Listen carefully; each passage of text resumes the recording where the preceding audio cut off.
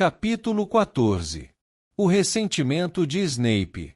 Ninguém na torre da Grifinória dormiu aquela noite. Todos sabiam que o castelo estava sendo revistado novamente e os alunos da casa permaneceram acordados na sala comunal, esperando para saber se Black fora apanhado. A professora Minerva voltou ao amanhecer para informar que, mais uma vez, ele escapara. Durante todo o dia, onde quer que fossem, os garotos percebiam sinais de uma segurança mais rigorosa.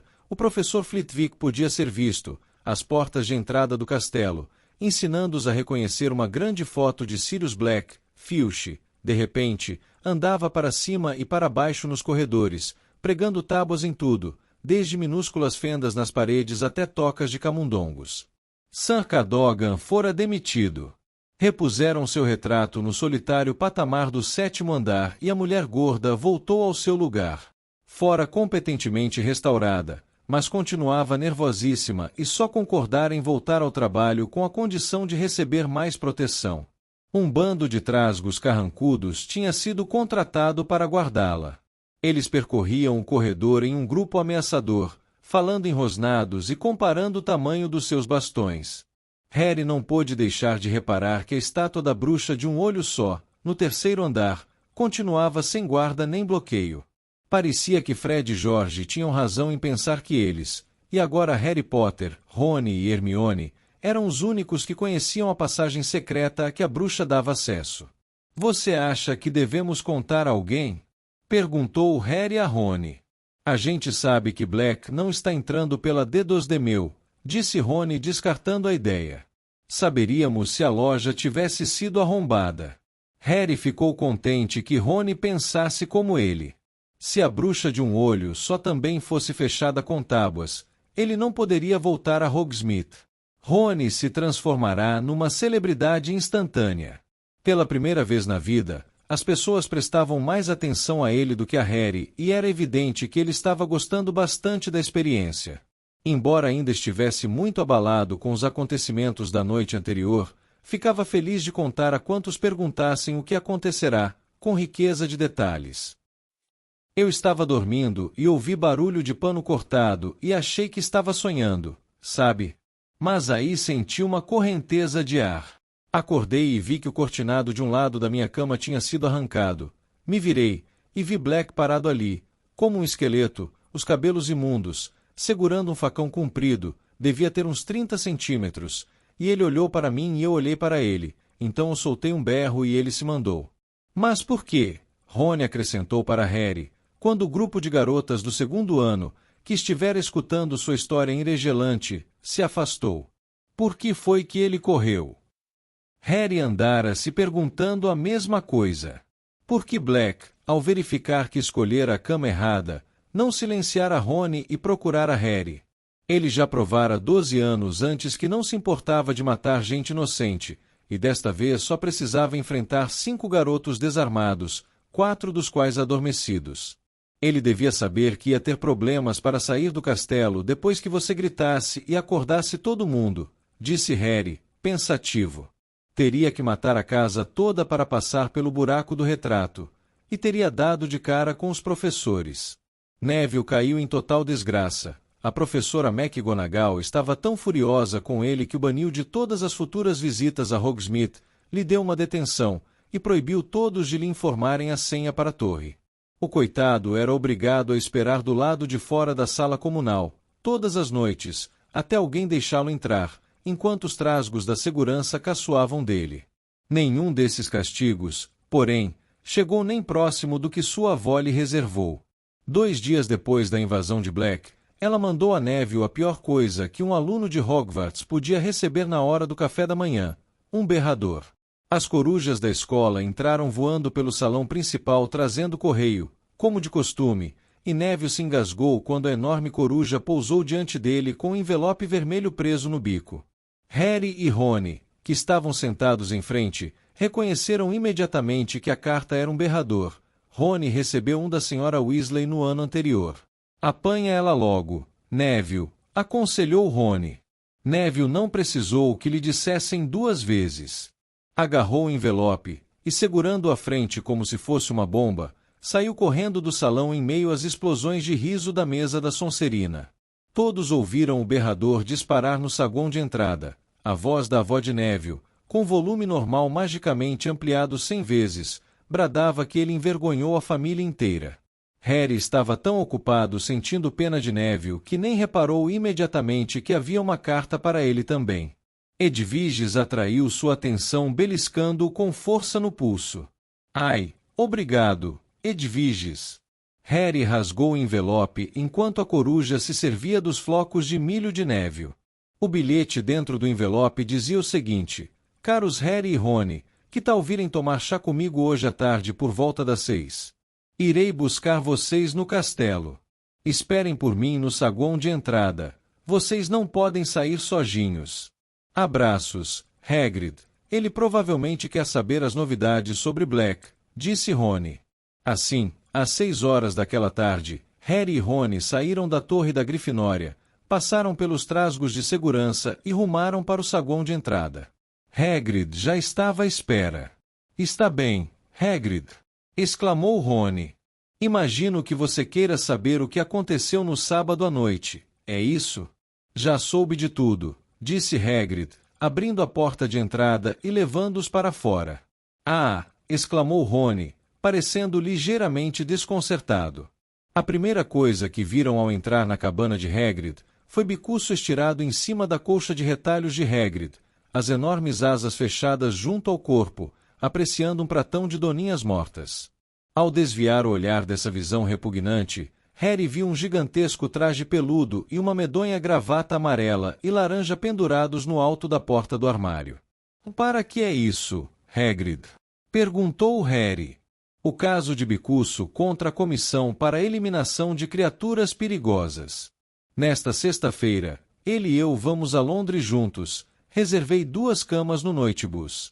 Harry sentiu uma pontada incômoda de remorso. Esqueceu completamente que o julgamento de Bicuço estava tão próximo, e a julgar pela expressão constrangida no rosto de Rony, ele também.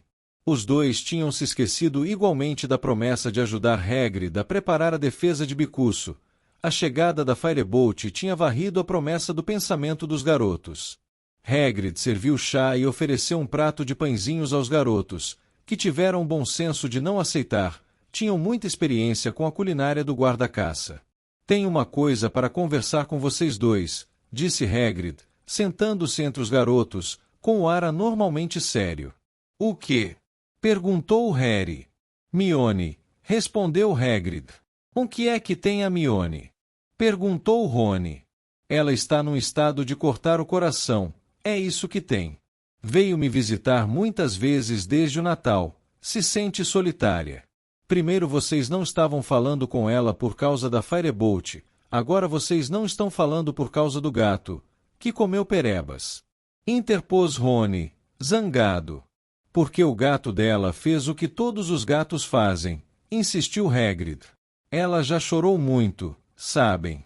Está passando por um mau momento, abocanhou mais do que pode mastigar, se querem saber, todo o trabalho que está tentando fazer. E ainda arranjou tempo para me ajudar no caso do Bicuço. Vejam bem. Encontrou material realmente bom para mim. Acho que ele terá uma boa chance agora. Hagrid, nós devíamos ter ajudado também. Desculpe, começou Harry, sem jeito. Não estou cobrando nada, disse Hagrid, dispensando as desculpas. Deus sabe que você teve muito com que se ocupar. Vi você praticando quadribol todas as horas do dia e da noite, mas tenho que dizer uma coisa, pensei que vocês davam mais valor à amiga do que a vassouras e ratos, é só isso. Harry e Rony trocaram olhares constrangidos. Bem nervosa ela ficou. Quando Black quase esfaqueou você, Rony.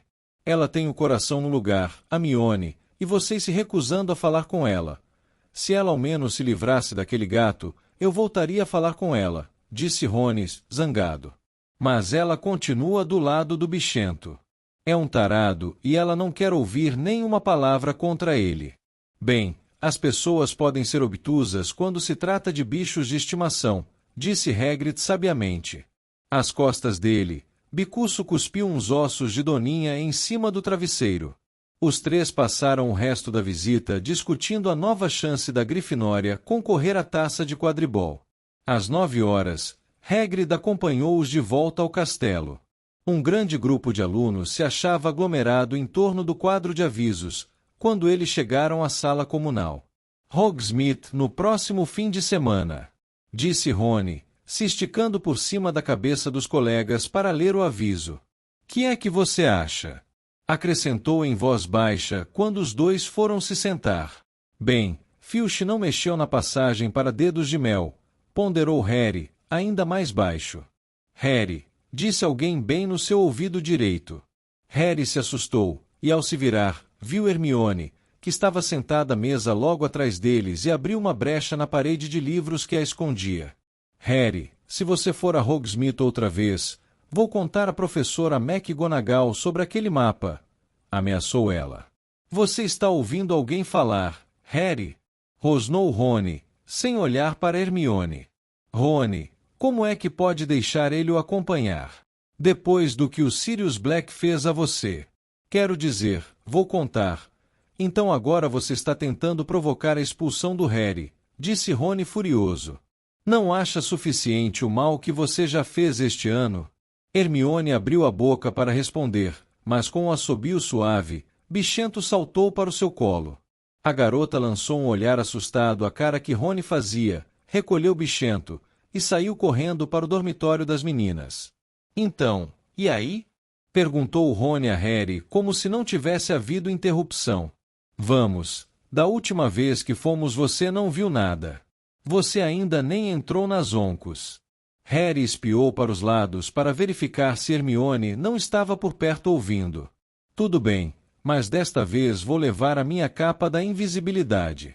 Na manhã de sábado, Harry guardou a capa da invisibilidade na mochila, meteu o mapa do maroto no bolso e foi tomar café com todo mundo.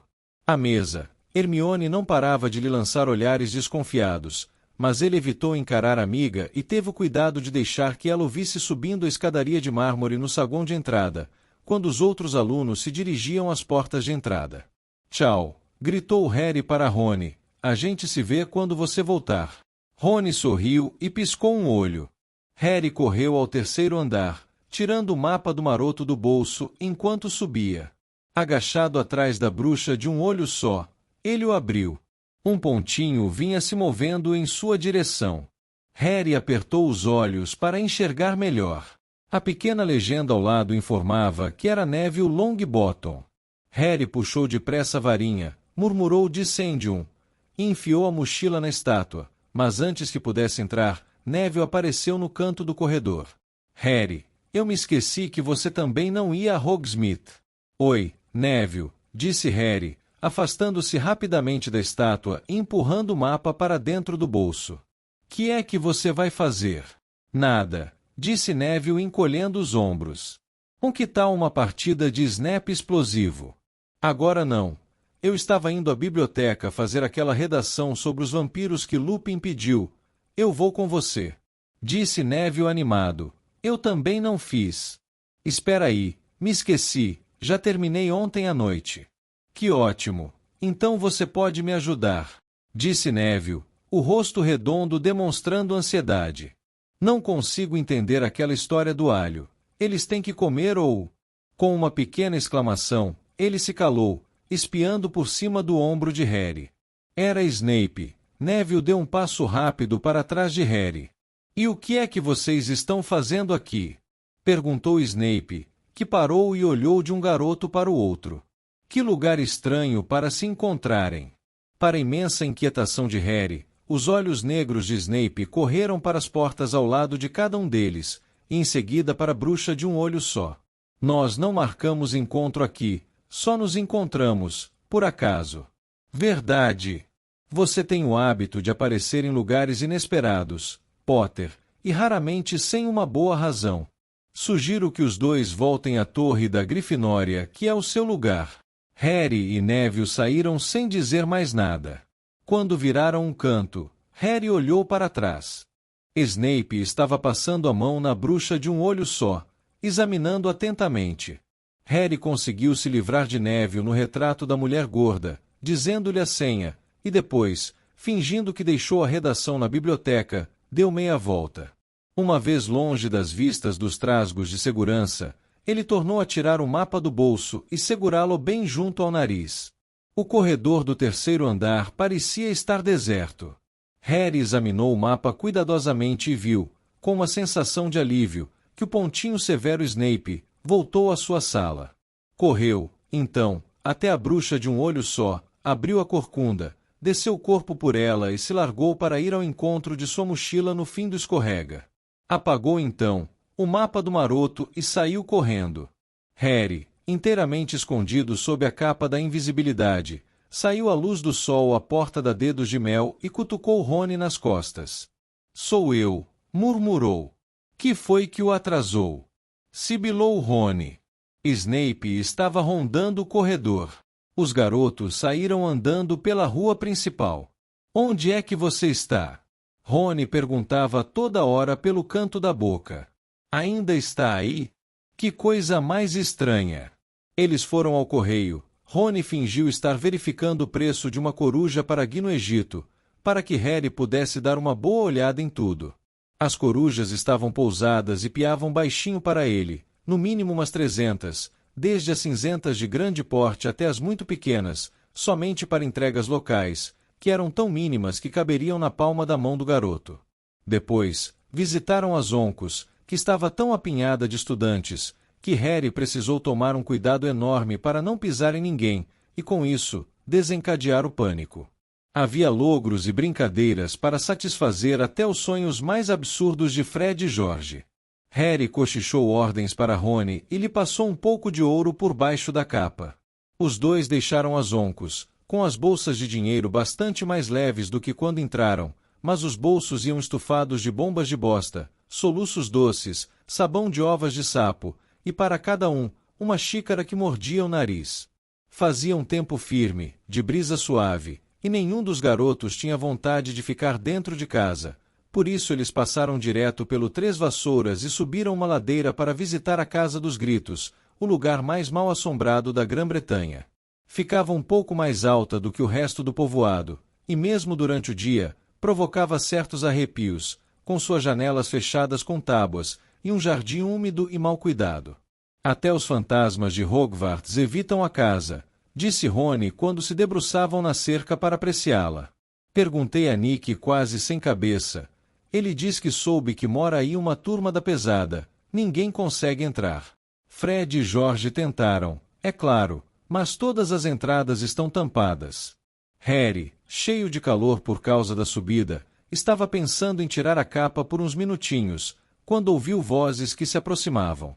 Havia gente subindo em direção à casa pelo outro lado da elevação. Momentos depois, Malfoy apareceu, seguido de perto por Crabbe e Goyle. Malfoy vinha falando. "Devo receber uma coruja do meu pai a qualquer hora. Ele teve que ir à audiência para depor sobre o meu braço, que ficou inutilizado durante 3 meses. Crabbe e Goyle riram. Eu bem que gostaria de ouvir aquele paspalhão grisalho se defender. Ele não tem uma natureza má, honestamente. Aquele hipogrifo pode se considerar morto." Malfoy de repente avistou Rony.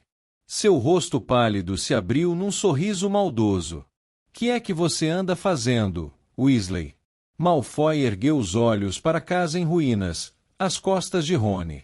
"Acho que você gostaria de morar aqui, Weasley.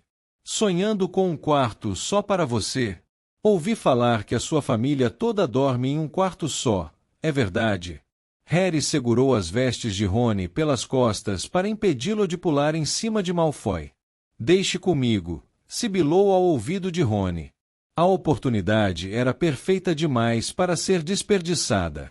Harry caminhou silenciosamente até as costas de Malfoy, Crabbe e Goyle, se abaixou e apanhou no caminho uma mão bem cheia de lama. "Estávamos mesmo discutindo sobre seu amigo Hagrid", disse Malfoy a Rony, tentando imaginar o que ele está dizendo à comissão para a eliminação de criaturas perigosas.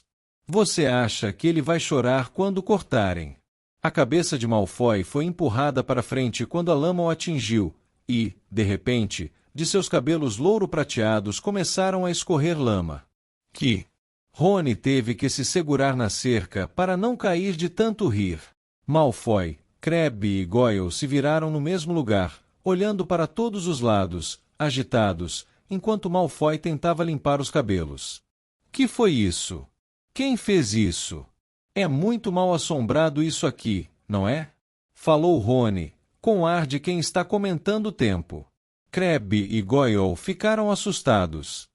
Seus músculos avantajados eram inúteis contra fantasmas.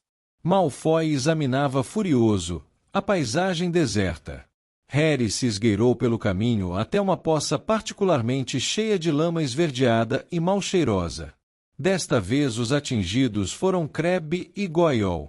Goyle deu pulos frenéticos, tentando tirar a lama dos olhos miúdos e inexpressivos. Veio dali, disse Malfoy, limpando o rosto e detendo o olhar em um ponto, a uns 2 metros à esquerda de Harry. Crabbe avançou inseguro, os braços compridos estendidos à frente, como um morto-vivo. Harry rodeou Crabbe, apanhou um pedaço de pau e arremessou-o contra as costas dele. E se dobrou com risadas silenciosas quando o garoto fez uma pirueta no ar, tentando ver quem o atacou. Como Rony foi a única pessoa que ele viu, foi para ele que Crabbe avançou, mas Harry esticou a perna. O garoto tropeçou, e seu enorme pé chato se prendeu na barra da capa de Harry. Este sentiu um grande puxão e a capa escorregou do seu rosto.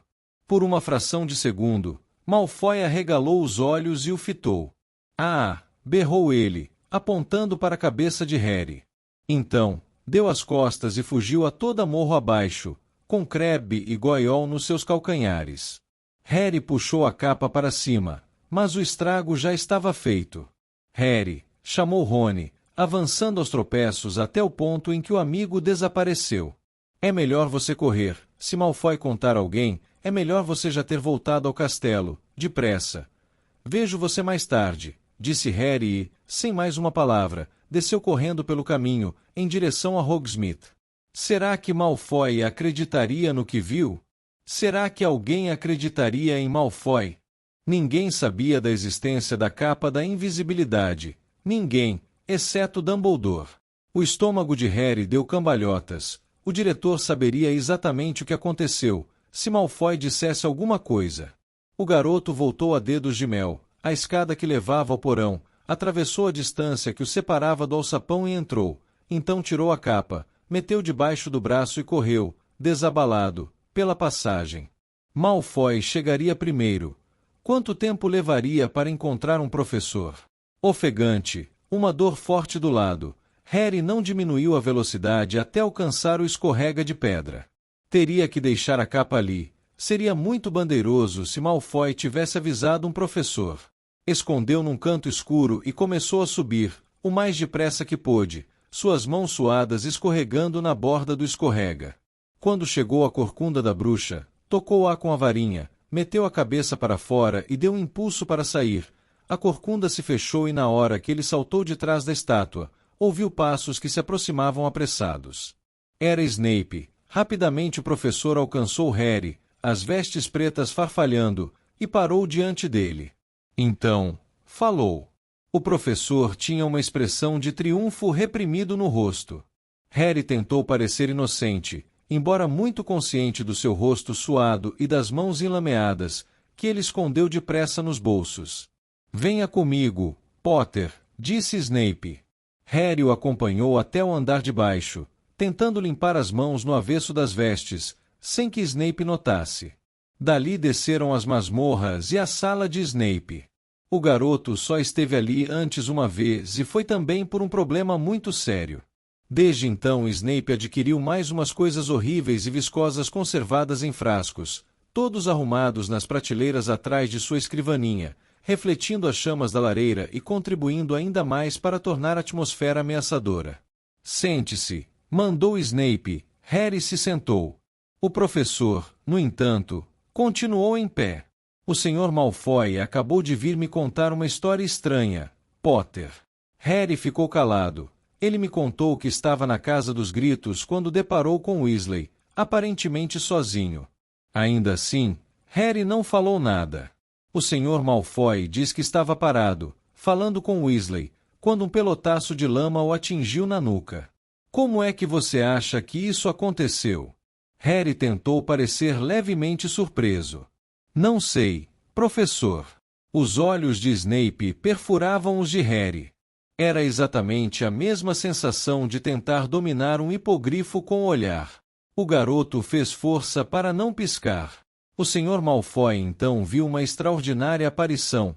Você pode imaginar o que teria sido, Potter? Não, respondeu Harry, agora tentando parecer inocentemente curioso. Foi a sua cabeça, Potter, flutuando no ar. Fez-se um longo silêncio.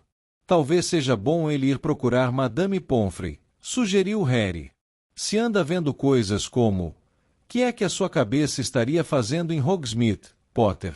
Perguntou Snape suavemente. A sua cabeça não tem permissão de ir a Hogsmeade. Nenhuma parte do seu corpo tem permissão de ir a Hogsmeade. Eu sei, professor, respondeu Harry, tentando manter o rosto despojado de culpa ou medo. Parece que Malfoy está sofrendo aluci. Malfoy não está sofrendo alucinações, rosnou Snape, se curvando com as mãos apoiadas nos braços da cadeira de Harry, de modo que os rostos dos dois ficaram afastados apenas 30 centímetros. Se a sua cabeça estava em Hogsmeade, então o resto do seu corpo também estava. Estive na torre da Grifinória, como o senhor me mandou.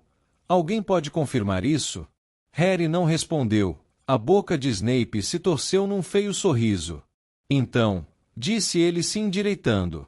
Todo mundo, do ministro da magia para baixo, está tentando manter o famoso Harry Potter a salvo de Sirius Black. Mas o famoso Harry Potter faz as suas próprias leis. Que as pessoas comuns se preocupem com a sua segurança. O famoso Harry Potter vai aonde quer, sem medir as consequências. Harry ficou calado. Snape estava tentando provocá-lo a dizer a verdade. Pois ele não ia dizer. Snape não tinha provas, ainda. É extraordinário como você se parece com seu pai, Potter, disse Snape de repente, os olhos brilhando. Ele também era muitíssimo arrogante. Um pequeno talento no campo de quadribol o fazia pensar que estava acima dos demais. Exibia-se pela escola com seus amigos e admiradores. A semelhança entre vocês dois é fantástica. Meu pai não se exibia, disse Harry, antes que pudesse se refrear. E eu também não. Seu pai também não ligava para as regras, continuou Snape, aproveitando a vantagem obtida, seu rosto magro cheio de malícia. Regras foram feitas para meros mortais, não para vencedores da taça de quadribol. Era tão cheio de si. Cale a boca. Harry, de repente se levantou. Uma raiva como ele não sentia desde a última noite na Rua dos Alfeneiros atravessou seu corpo. Ele não se importou que o rosto de Snape tivesse enrijecido, que os olhos negros lampejassem perigosamente. Que foi que você disse a mim, Potter? Disse para parar de falar do meu pai. Berrou Harry. Conheço a verdade, está bem? Dumbledore me contou. O senhor nem estaria aqui se não fosse o meu pai. A pele macilenta de Snape ficou da cor de leite azedo. E o diretor lhe contou as circunstâncias em que seu pai salvou a minha vida? Sussurrou. Ou será que considerou os detalhes demasiado indigestos para os ouvidos delicados do precioso Potter? Harry mordeu o lábio. Não sabia o que aconteceu e não queria admiti-lo, mas Snape parecia ter adivinhado a verdade. Eu detestaria que você saísse por aí com uma ideia falsa sobre seu pai, Potter, disse ele, com um sorriso horrível deformando-lhe o rosto. Será que você andou imaginando um glorioso ato de heroísmo? Então me dê licença para corrigi-lo. O seu santo paizinho e seus amigos me pregaram uma peça muito divertida, que teria provocado a minha morte se o seu pai não tivesse se acovardado no último instante. Não houve coragem alguma no que ele fez, estava salvando a própria pele junto com a minha. Se a peça tivesse chegado ao fim, ele teria sido expulso de Hogwarts. Os dentes irregulares e amarelados de Snape estavam arreganhados. Vire seus bolsos pelo avesso, Potter, disse ele de súbito, e com rispidez. Harry não se mexeu. Sentia o sangue latejar nos ouvidos. Vire seus bolsos pelo avesso ou vamos ver o diretor agora. Pelo avesso, Potter. Gelado de medo, Harry tirou do bolso a saca com artigos das Oncos e o mapa do maroto. Snape apanhou a saca das Oncos. Foi Rony que me deu, informou Harry, rezando para ter uma chance de avisar Rony, antes que Snape o visse. Ele trouxe para mim de Hogsmeade da última vez, verdade? E você anda carregando isso desde então? Que comovente! E o que é isto? Snape apanhou o mapa. Harry tentou com todas as forças manter o rosto impassível.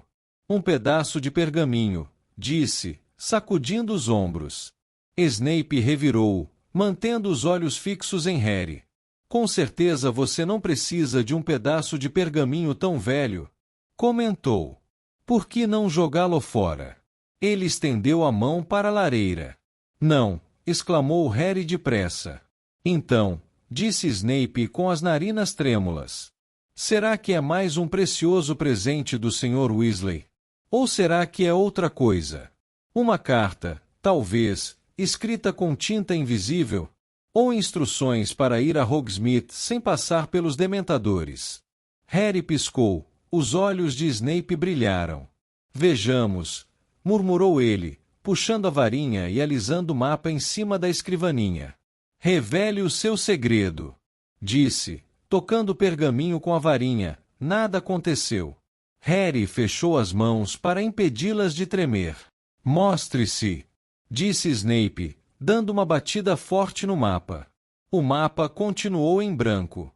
Harry inspirou profundamente para se acalmar. Severo Snape, professor desta escola, ordena que você revele a informação que está ocultando, disse ele, batendo no mapa com a varinha. Como se uma mão invisível estivesse escrevendo, começaram a surgir palavras na superfície lisa do mapa. O Senhor Aluado apresenta seus cumprimentos ao professor Snape e pede que ele não meta seu nariz anormalmente grande no que não é de sua conta. Snape congelou. Harry arregalou os olhos para a mensagem, apavorado. Mas o mapa não parou aí. Outras frases apareceram embaixo da primeira. O Sr. Pontas concorda com o Sr. Aluado e gostaria de acrescentar que o professor Snape é um safado mal acabado.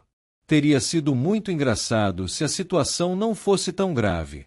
E havia mais. O Sr. Almofadinhas gostaria de deixar registrado seu espanto de que um idiota desse calibre tenha chegado a professor. Harry fechou os olhos horrorizado. Quando os reabriu, o mapa tinha dito a última palavra. O Sr. Rabicho deseja ao professor Snape um bom dia e aconselha esse ceboso que lave os cabelos. Harry esperou a pancada atingi-lo. Então, disse Snape suavemente. Veremos. O professor foi até a lareira, agarrou um punhado de pó brilhante e atirou nas chamas. Lupin, gritou Snape para o fogo, quero dar uma palavrinha com você. Absolutamente perplexo, Harry olhou para o fogo. Surgiu uma sombra enorme que rodopiava muito depressa. Segundos depois, o professor Lupin saía da lareira, sacudindo as cinzas das roupas enxovalhadas. Você me chamou, Severo? Perguntou Lupin suavemente. Claro que chamei, retrucou Snape, o rosto contorcido de fúria ao voltar para sua escrivaninha. Acabei de pedir a Potter para esvaziar os bolsos. Ele trazia isto com ele. Snape apontou para o pergaminho, em que as palavras dos senhores Aluado, Rabicho, Almofadinhas e Pontas ainda brilhavam. Uma expressão estranha e reservada apareceu no rosto de Lupin. E daí? Lupin continuou a olhar fixamente para o mapa. Harry teve a impressão de que ele estava avaliando a situação muito rapidamente. E então? Insistiu Snape. O pergaminho obviamente está repleto de magia negra. Pelo visto isto é a sua especialidade, Lupin. Onde você acha que Potter arranjou uma coisa dessas? Lupin ergueu a cabeça, e com um levíssimo relanceio na direção de Harry, alertou-o para não interrompê-lo. Repleto de magia negra. Repetiu ele. É isso mesmo que você acha, Severo. A mim parece apenas um mero pedaço de pergaminho que insulta quem o lê.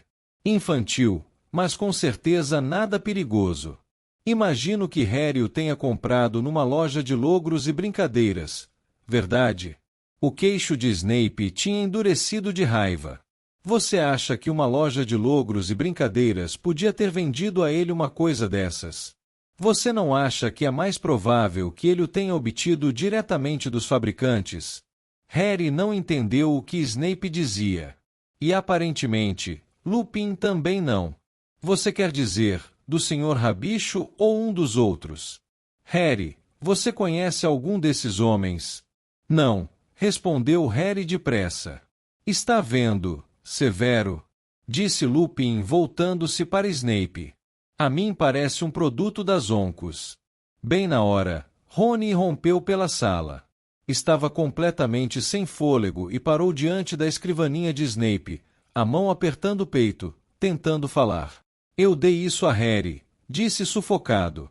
Comprei nas Oncos há séculos. Bem, disse Lupin batendo palmas e olhando à sua volta animado. Isso parece esclarecer tudo, Severo. Vou devolver isto, posso? Ele dobrou o mapa e o guardou nas vestes. Harry e Rony, venham comigo. Preciso dar uma palavra sobre a redação dos vampiros. Você nos dá licença, Severo. Harry não se atreveu a olhar para Snape ao deixarem a sala do professor. Ele, Rony e Lupin voltaram ao saguão de entrada antes de se falarem. Então Harry se dirigiu a Lupin. Professor, eu não quero ouvir explicações, disse Lupin aborrecido. Espiou o saguão vazio e baixou a voz.